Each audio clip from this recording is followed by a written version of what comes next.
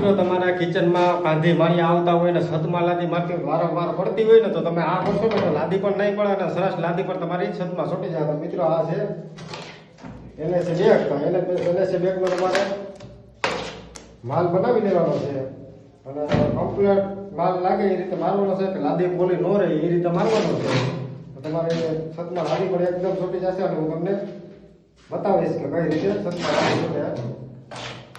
મિત્રો NSA bag ગમે કંપનીને લઈ લેવાની છે ને આ રીતે તમે પ્રોસેસ કરવાની છે. તો તમે જોઈ શકો છો.